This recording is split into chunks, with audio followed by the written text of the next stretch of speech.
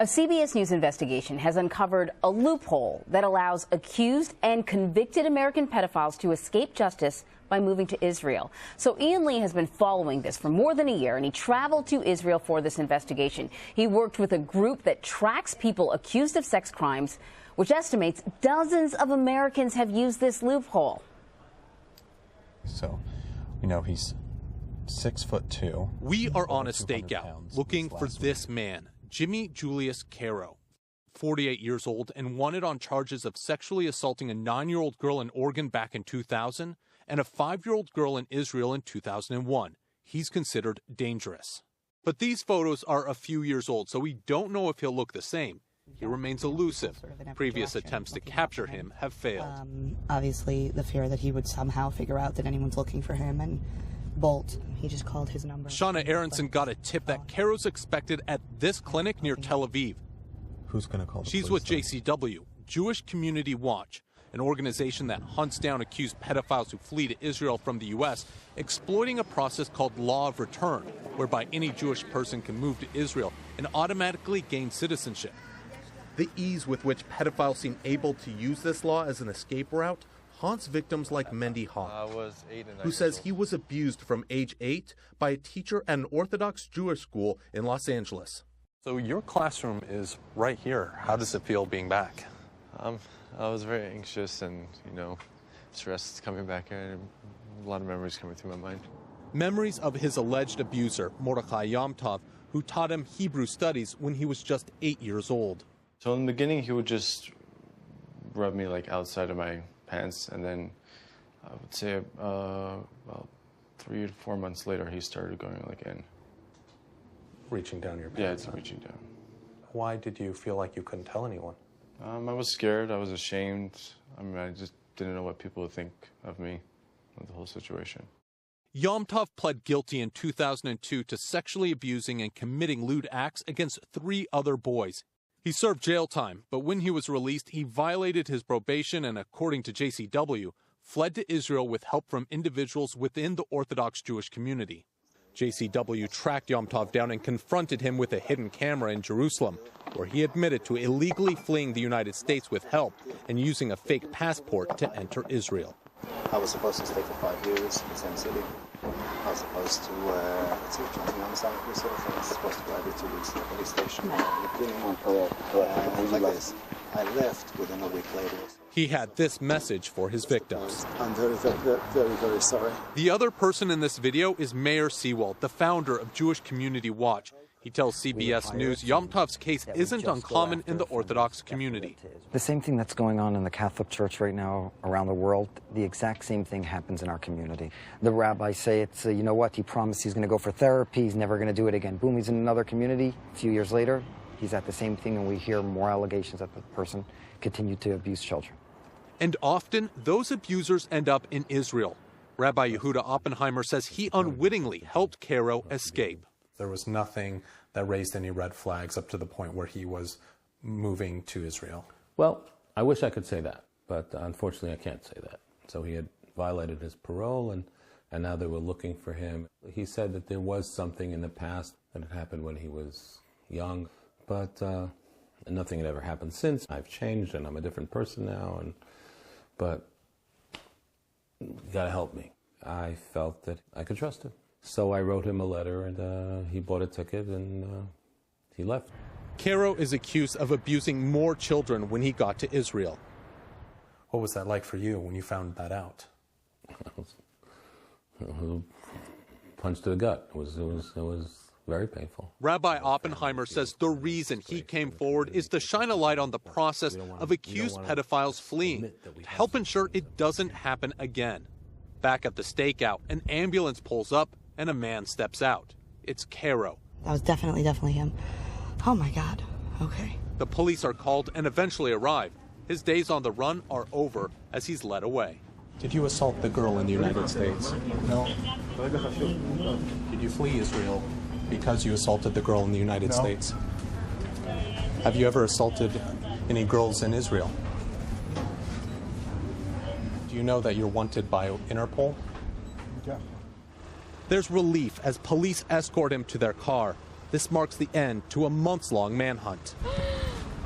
Oh my gosh! Can I give you a hug? I have something I need to tell you. Yeah. Okay. We found him, and he was just arrested. What? He was just arrested. Thank you. Wow. Oh my gosh. Amuna, not her real name, is the person on the other end of the line. She was a little girl when Caro entered her life. I was 4 or 5 years old. My mother was on bed rest. My father's a rabbi, so he wasn't really home. He used to come to our house. We used to play games, and then it became sexual. I'm going to give you a cookie because you do it so nicely. It's all about the cookie. It's all about lying, and it's all about being so evil to a little child. He also threatened me he would kill my parents. He would choke me. He would hold me. He would kidnap me. How did that affect you? A lot. Yeah. It affected my whole life. My whole life is around this sexual abuse and rape. Yeah. Amuna turned to therapy and art to help deal with the trauma. This is in my bedroom and my inspiration. She paints and writes poetry, but she's still angry that it was allowed to happen in the first place. What are your thoughts on him being able to come to Israel and flee the United States? It brings up a lot of anger and a lot of frustration towards the Israeli system. Shauna says the failure begins in the U.S. Why would someone want to help one of these pedophiles escape? Oftentimes there's some sort of community incentive. Either somebody owes them a favor, or someone in the community, let's say an institution, has covered up for them in the past, and they know that if this goes to court, there's a lot of civil liability coming down the line, you know, and it's going to cost a lot of money to a lot of people, and nobody wants to deal with that. Shauna accuses the Israeli police of not prioritizing accused pedophiles on the run. Why do you have to be the ones that do this? Because nobody else is. I don't have any better answer than that. And if you guys weren't doing it? Then nobody would do it. Israeli police told CBS News that, quote, the police coordinate closely with the Ministry of Justice and worldwide police organizations in order to find suspects overseas. Today, Caro faces charges in Israel, while back in the United States, the district attorney's office in Clackamas County in Oregon told CBS News they are working with federal authorities to secure his extradition. But Mordechai Yomtov remains at large. The district attorney here in Los Angeles told us they have not requested Yomtov's extradition and that they had no other comment. Jewish Community Watch says that is the problem. If American officials don't try to get accused pedophiles from Israel, then they simply escape justice and leave children at risk. The U.S. Department of Justice declined to comment on specific cases, but praised their relationship with Israel's law enforcement, adding sex offenders have been successfully extradited in the past. Days after Caro's arrest, Amuna confronted him at an Israeli police station. I was scared. It was good. It was good to confront him. It was important for me to have that closure in my life.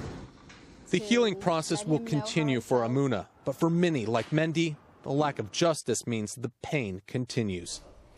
So there are two things JCW says could help close this pathway. First, better background checks on people moving to Israel. And second, more willingness from U.S. authorities to pursue the accused. So it certainly seems like law enforcement, both here and in Israel, are sort of busy patting themselves on the back on how well they cooperate with one another. But Jewish Community Watch seems to be doing most of that grunt work, that on-the-ground investigating. Why do they say, the group, why do they say more pedophiles aren't being apprehended? So it's very complicated when you leave the United States and go to Israel. First, they say that once these people are wanted, that they need to go to Interpol and have that international arrest warrant put out for them so that the Israeli authorities can then start looking for them. Extradition is expensive, and a lot of these jurisdictions just don't have the money or manpower to really pursue them. And then when you get to the Israeli side, JCW says that they need to be doing more background checks on these people. Sometimes a simple Google search will bring up, especially if it's an Interpol arrest warrant, will bring that up, and so that they can then know this person is dangerous, they should not be let in, or if there is an arrest warrant out for them, that they need to go and pick them up. And JCW says that there just isn't the priority to go and pick these people up, that the police don't have the resources there to go and look for these people as well. So it really does fall on JCW to track them from the United States to Israel. That's unbelievable.